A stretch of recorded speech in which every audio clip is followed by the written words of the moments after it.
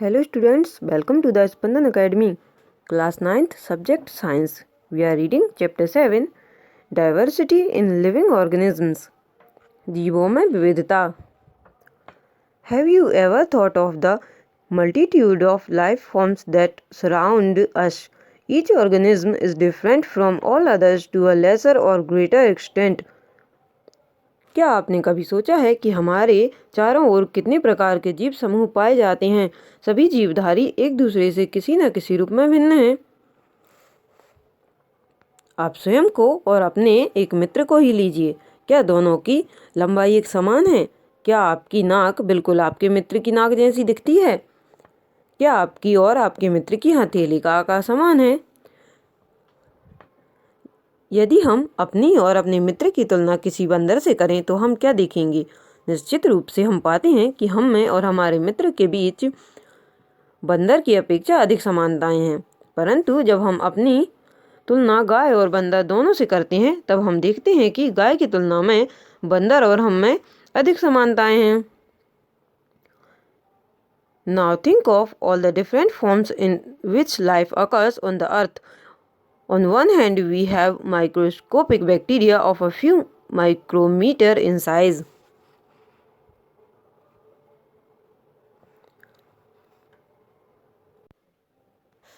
अब पृथ्वी पर रहने वाले जीवों के विभिन्न समूहों के बारे में सोचें।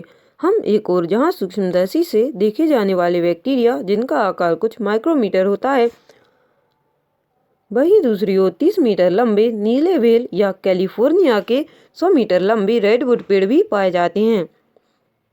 कुछ चीड़ के वृक्ष हजारों वर्ष तक जीवित रहते हैं, जबकि कुछ कीट जैसे मच्छरों का जीवन काल वो कुछ ही दिनों का होता है।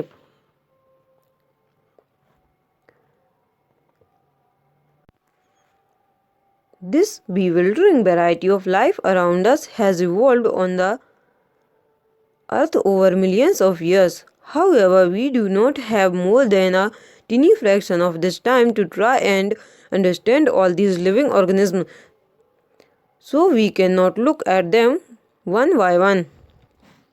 हमारे चारों ओर की इस असीमित विभिन्नता को विकसित होने में लाखों वर्ष का समय लगा है। इन सभी जीवधारियों को जानने और समझने के लिए हमारे पास समय का बहुत छोटा हिस्सा है।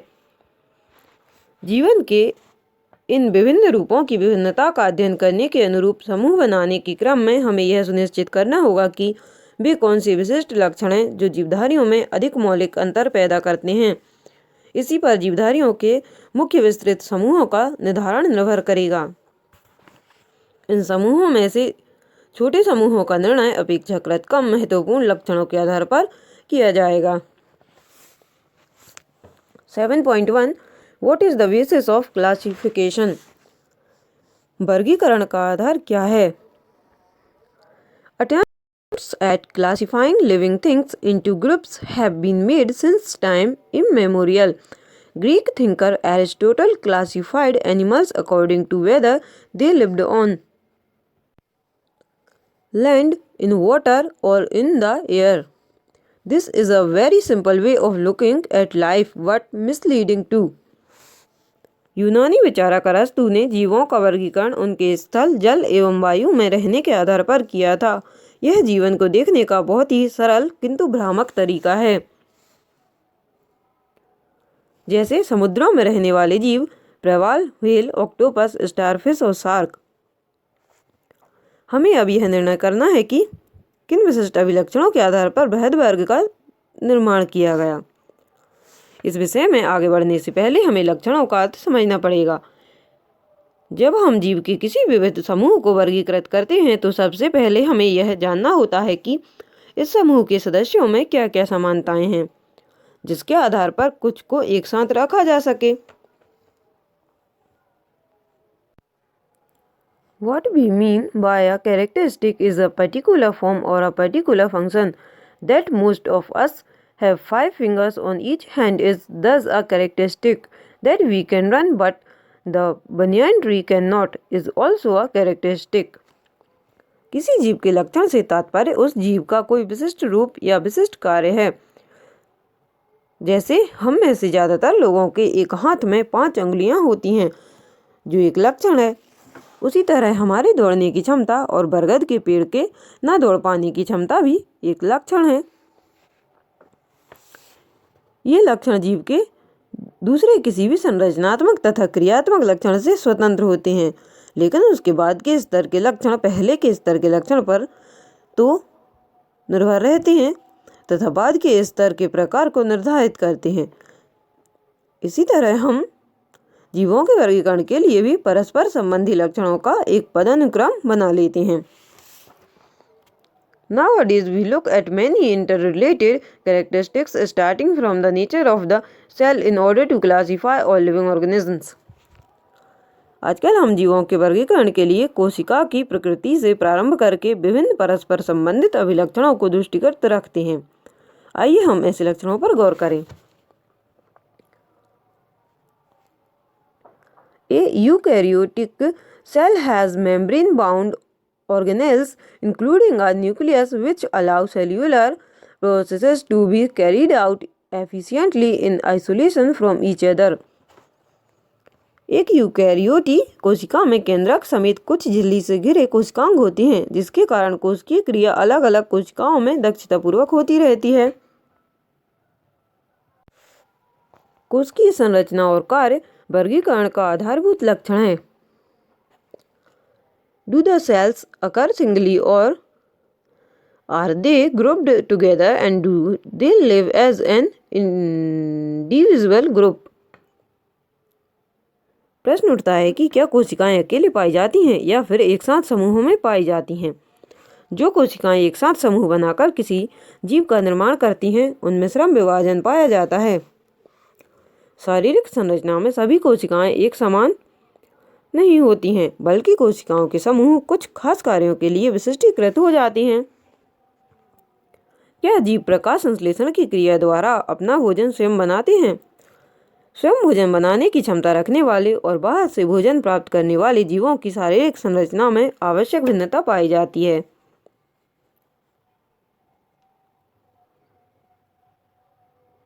Of the organisms that perform photosynthesis, plants, what is the level of organization of their body? जो जीव प्रकाश संश्लेषण करते हैं उन्हें पौधे कहते हैं। पौधों का शारीरिक संगठन किस स्तर का होता है? उसी तरह जंतुओं में किस तरह शरीर विकसित होता है और शरीर के विभिन्न अंग बनते हैं। The characteristics of body design used for classification of plants will be very different from those important for classifying animals. वर्गीकरण के लिए पौधों के शरीर के विभिन्न लक्षण किस प्रकार जंतुओं से भिन्न होते हैं। इसकी वजह यह है कि पौधों का शरीर भोजन बनाने की क्षमता के अनुसार विकसित होता है, जबकि जंतुओं का शरीर बाहर से भोजन ग्रहण करने के अनुसार विकसित होता है। यही लक्षण वर्गीकरण के दौरान उपसमूह और फिर बाद में बड़े समूहों में विभाजन का आधार बनते हैं। 7.2 क्लासिफिकेशन एंड इवोल्यूशन, वर्गीकरण और जैव विकास। All living things are identified and categorized on the basis of their body design in form and function. Some characteristics are likely to make more wide-ranging changes in body design than others. सभी जीवधारियों को उनकी शारीरिक संरचना और कार्य के आधार पर पहचाना जाता है और उनका वर्गीकरण किया जाता है। शरीर की बनावट के दौरान जो लक्षण पहले दिखाई पड़ते हैं उन्हें मूल लक्षण के रूप में जाना जाता है।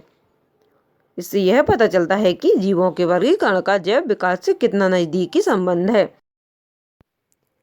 When we connect this idea of evolution to classification, we will find some groups of organisms which have ancient body designs that have not changed very much. जैव विकास की इस अवधारणा को वर्गीकरण से जोड़कर देखने पर हम पाते हैं कि कुछ जीव समूहों की शारीरिक संरचना में प्राचीन काल से लेकर आज तक कोई खास परिवर्तन नहीं हुआ है, लेकिन कुछ जीव समूहों की शारीरिक संरचना में पर्याप्त परिवर्तन दिखाई पड़ते हैं। पहले प्रकार के जीवों को आदिम अथवा निम्न जीव कहते हैं। जबकि दूसरे प्रकार के जीवों को उन्नत अथवा उच्च जीव कहते हैं। Since there is a possibility that complexity in design will increase over evolutionary time, it not be wrong to say that older organisms are simpler while younger organisms are more complex. चूँकि विकास के दौरान जीवों में जटिलता की संभावना बनी रहती है, इसलिए पुराने जीवों को साधारण और नए जीवों को अपेक्षाकृत जटिल भी कहा जा सकता है। Biodiversity means the diversity of life forms. It is a word commonly used to refer to the variety of life forms found in a particular region. जैव विविधता से तात्पर्य विभिन्न जीव रूपों में पाई जाने वाली विविधता से है। यह शब्द किसी विशेष क्षेत्र में पाए जाने वाले विभिन्न जीव रूपों की ओर इंगित करता है। ये विभिन्न जीव न सिर्फ एक समान पर्यावरण में रहते हैं, बल्कि एक दूसरे को प्रभावित भी करते हैं।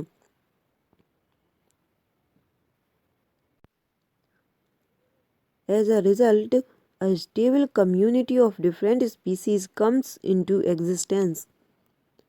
इसके परिणाम स्वरूप विभिन्न प्रजातियों का स्थायी समुदाय अस्तित्व में आता है। किसी समुदाय की विविधता भूमि, जल, जलवायु जैसी कई चीज़ों से प्रभावित होती है। पृथ्वी पर जीवों की करीब 1 करोड़ प्रजातियां पाई जाती हैं, जबकि हमें सिर्फ 10 लाख या 20 लाख प्रजातियों की ही जानकारी है।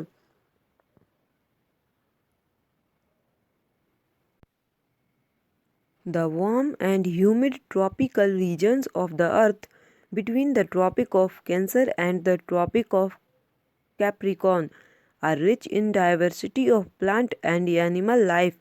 This is called the region of megadiversity. पृथ्वी पर कर्क रेखा और मकर रेखा के बीच के क्षेत्र में जो गर्मी और नमी वाला भाग है, वहाँ पौधों और जंतुओं में काफ़ी विविधता पाई जाती है। अतः यह क्षेत्र मेगा डाइवर्सिटी क्षेत्र कहलाता है। पृथ्वी पर जैव विविधता का आधे से ज़्यादा भाग कुछ एक देशों जैसे Brazil, Colombia, Ecuador, Peru, Mexico, Zaire, Madagascar, Australia, चीन, भारत, इंडोनेशिया और मलेशिया में केंद्रित है। Now we are reading the hierarchy of classification groups. वर्गीकरण समूहों की पदानुक्रमित संरचना। Biologists such as Ernst Haeckel (1894), Robert Whittaker (1959), and Carl Weiss (1977) have tried to classify all living organisms into broad categories called kingdoms. Ernst Haeckel, Robert Whittaker और Carl वोस नामक जीववैज्ञानिकों ने सारे सजीवों को जगत नामक बड़े वर्गों में विभाजित करने का प्रयास किया है। विटेकर द्वारा प्रस्तावित वर्गीकरण में 5 जगत हैं: मोनेरा, प्रोटिस्टा, फंजाई, प्लांटी और animalia. Further classification is done by naming the subgroups at various levels as given in the following scheme. पुनः विभिन्न स्तरों पर जीवों को उपसमूहों में वर्गीकृत किया गया है, जैसे kingdom, phylum for animals oblique division for plants, class को हम हिंदी में वर्ग कहते हैं, ऑर्डर मीन्स गण, फैमिली कुल, जीनस वंश, स्पीसीज जाति। Thus, by separating organisms on the basis of a hierarchy of characteristics into smaller and smaller groups, we arrive at the basic unit of classification, which is a species. इस प्रकार वर्गीकरण के पदानुक्रम में जीवों को विभिन्न लक्षणों के आधार पर छोटे से छोटे समूहों में बांटते हुए हम वर्गीकरण की आधारभूत इकाई तक पहुंचते हैं। वर्गीकरण की आधारभूत इकाई जाति है।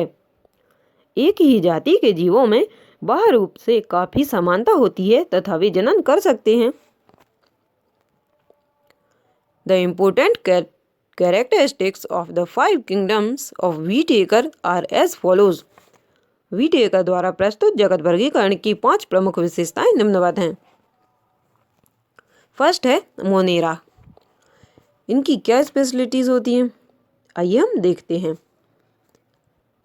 These organisms do not have a defined nucleus or organelles, nor do any of them show multicellular body designs. इन जीवों में ना तो संगठित केंद्रक और कोशिकांग होते हैं और ना ही उनके शरीर बहुकोशिक होते हैं। इनमें कुछ में कोशिका भित्ति पाई जाती है तथा कुछ में नहीं। पोषण के स्तर पर ये स्वपोषी अथवा विषमपोषी दोनों हो सकते हैं। फॉर एग्जाम्पल, जीवाणु नील हरित शैवाल अथवा साइनोबैक्टीरिया माइकोप्लाज्मा, जिन्हें हम डायग्राम में देख सकते हैं। ये बैक्टीरिया दिया है, ये जो लंबा लंबा है ये एनाबियना है। Number 2 is protista. This group includes many kinds of unicellular eukaryotic organisms. Some of these organisms use appendages such as a hair-like cilia or whip-like flagella for moving around. इसमें एक कोशिक यूकैरियोटी जीव आते हैं। इस वर्ग के कुछ जीवों में गमन के लिए सीलिया, फ्लैजेला नामक संरचनाएं पाई जाती हैं। ये स्वपोषी और विषमपोषी दोनों तरह के होते हैं। फॉर एग्जाम्पल, एक कोशिक शैवाल, डाइएटम, प्रोटोजोआ एटसेट्रा। इन डायग्राम्स में ये पैरामीशियम, अमीबा एंड यूग्लिना ये सभी प्रोटिस्टा समूह के एग्जाम्पल्स हैं। Number 3 is fungi. These are heterotrophic eukaryotic organisms. They use decaying organic material as food and are therefore called saprophytes. ये विषमपोषी यूकैरियोटी जीव हैं। ये पोषण के लिए सड़े गले कार्बनिक पदार्थों पर निर्भर रहते हैं, इसलिए इन्हें मृतजीवी कहा जाता है। फंजाई अथवा कवक में काइटिन नामक जटिल शर्करा की बनी हुई कोशिका भित्ति पाई जाती है। इनके एग्जाम्पल्स हैं ईस्ट मशरूम, जैसे हम डायग्राम में देख सकते हैं, एस्परजिलस, सेकंड है पेनिसिलियम, थर्ड है एगेरिकस। ये सभी फंजाई के एग्जाम्पल्स हैं। Some fungal species live in permanent mutually dependent relationships with blue green alga और साइनोबैक्टीरिया। कवकों की कुछ प्रजातियां नील हरित शैवाल, जिन्हें हम साइनोबैक्टीरिया भी कहते हैं, के साथ स्थायी अंतर्संबंध बनाती हैं, जिसे सहजीविता कहते हैं। ऐसे सहजीवी जीवों को लाइकेन कहा जाता है। ये लाइकेन अक्सर पेड़ों की छालों पर रंगीन धब्बों के रूप में दिखाई देते हैं। Number 4 Plantae. These are multicellular eukaryotes with cell walls. They are autotrophs and use chlorophyll for photosynthesis. इस वर्ग में कोशिका भित्ति वाले बहुकोशिक यूकैरियोटी जीव आते हैं। ये स्वपोषी होते हैं और प्रकाश संश्लेषण के लिए क्लोरोफिल का प्रयोग करते हैं। इस वर्ग में सभी पौधों को रखा गया है। Number 5 is Animalia. These include all organisms which are multicellular eukaryotes without cell walls. They are heterotrophs. इस वर्ग में ऐसे सभी बहुकोशिक यूकैरियोटी जीव आते हैं जिनमें कोशिका भित्ति नहीं पाई जाती। जीव विषमपोषी होते हैं। देखिए, इस डायग्राम के माध्यम से जीवधारियों का वर्गीकरण समझाया गया है। जैसे ऑर्गेनिजम्स मीन्स जीवधारी होते हैं, वह 2 टाइप्स के होते हैं, प्रोकैरियोटी होते हैं एंड यूकैरियोटी होते हैं। फिर जो यूकैरियोटी होते हैं उनके भी 2 टाइप्स होते हैं, एक यूनिसेल्यूलर एक मल्टीसेल्यूलर। यूनिसेल्यूलर मीन्स एक कोशिक जो एक कोशिका से बने होते हैं, एंड मल्टीसेल्यूलर मीन्स बहुकोशिक जिनमें बहुत सारी कोशिकाएं होती हैं। जो एक कोशिक जीव होते हैं वो प्रोटिस्टा होते हैं। मल्टीसेल्यूलर मीन्स बहुकोशिक जीव अगेन 2 टाइप में डिवाइड रहते हैं, एक कोशिका भित्ति सहित, दूसरे कोशिका भित्ति रहित। जो विदाउट सेल वॉल रहते हैं वह एनिमेलिया होते हैं, उनका एक टाइप होता है एनिमेलिया। एंड जो कोशिका भित्ति सहित अर्थात विद सेल वॉल रहते हैं वह अगेन 2 टाइप्स में डिवाइड रहते हैं। इनका फर्स्ट टाइप रहता है डू नॉट परफॉर्म फोटोसिंथेसिस, जो प्रकाश संश्लेषण नहीं करते वो। इनका सेकंड टाइप होता है able to perform photosynthesis means प्रकाश संश्लेषण करने में सक्षम, जो पौधे प्रकाश संश्लेषण करते हैं। तो प्रकाश संश्लेषण करने में सक्षम प्लांटी होते हैं, इनमें सभी पौधे आते हैं। जो प्रकाश संश्लेषण नहीं करने वाले होते हैं वे फंजाई होते हैं।